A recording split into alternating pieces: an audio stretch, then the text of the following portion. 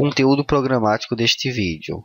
Na parte 1, compreenderemos os detalhes técnicos dos sons, o que são amplificadores, para que servem, como e onde usá-los, a impedância e caixas de som, sensibilidade de entrada e o que é potência e volume.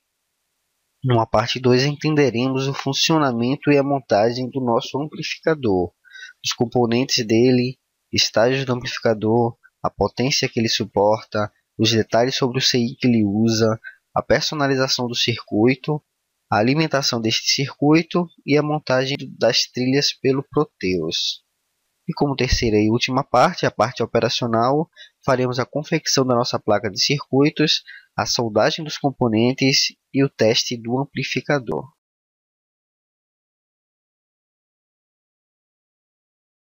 Iniciaremos falando sobre o que são amplificadores.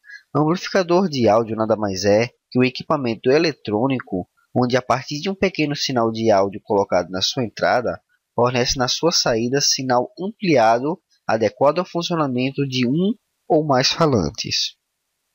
Para que servem os amplificadores? A função básica de um amplificador é simples: amplificar.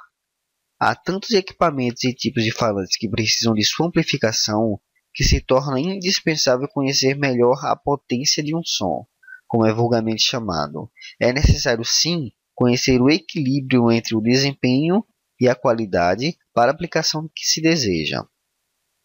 Um amplificador é mono quando tem somente um canal de amplificação e estéreo quando possui dois canais independentes com características gerais idênticas. Existem configurações onde encontramos amplificadores com maior número de canais, ou com diferentes características entre eles, e servem para aplicações dedicadas, como exemplo dos sons 5.1 ou 7.2 dos home theaters, que utilizam-se de vários falantes com características e funções diferenciadas. Como e onde usar amplificadores?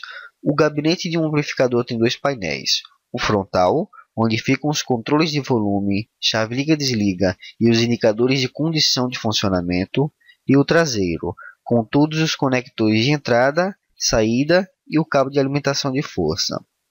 Os amplificadores de média e alta potência possuem aberturas que permitem a entrada do ar, utilizado na refrigeração.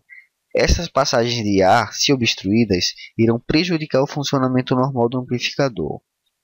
Em geral, somente é necessário plugar o amplificador na tomada para sua alimentação, ligá-lo a seus falantes e conectar o sinal de entrada, que é onde será gerado o som, seja um MP3 player, iPod, smartphone, TV, DVD ou outros equipamentos de saída de som.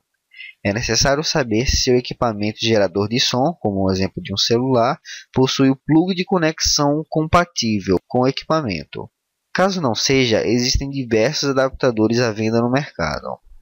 É de fundamental importância conhecer a impedância dos seus falantes, pois, não sendo compatível com seu amplificador, poderá danificar o equipamento. Impedância das caixas de som.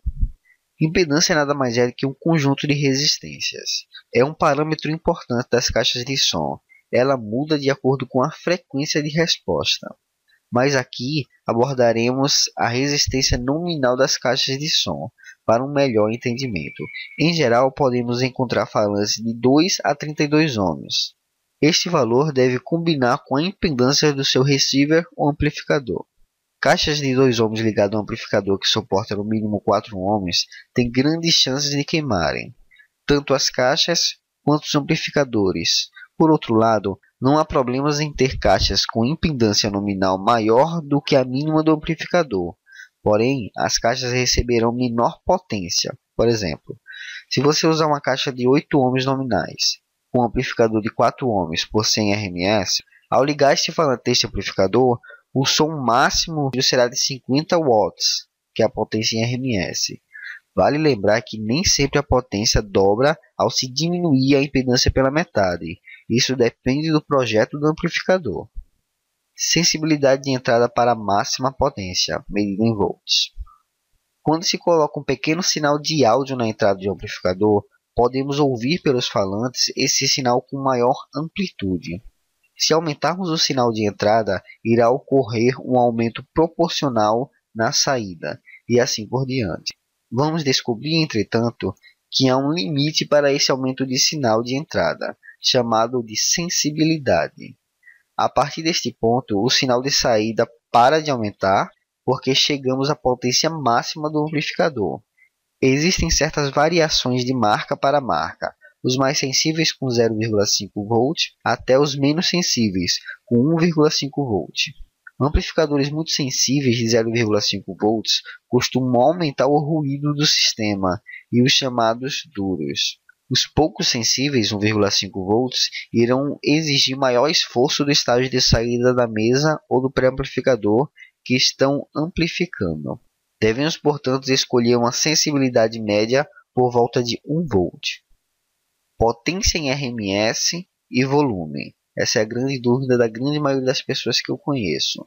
Como sabemos, alto-falantes têm um parâmetro chamado sensibilidade, porém esses valores são lineares, ou seja, o dobro de watt em RMS não significa o dobro de volume reproduzido pelos alto-falantes.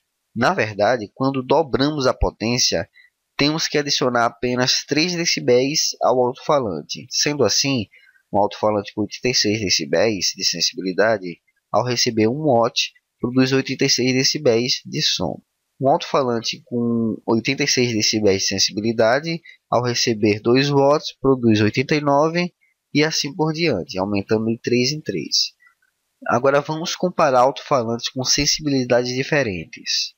Alto-falantes com 86 dB de sensibilidade ao receber 8 watts reproduz 95 dB de som.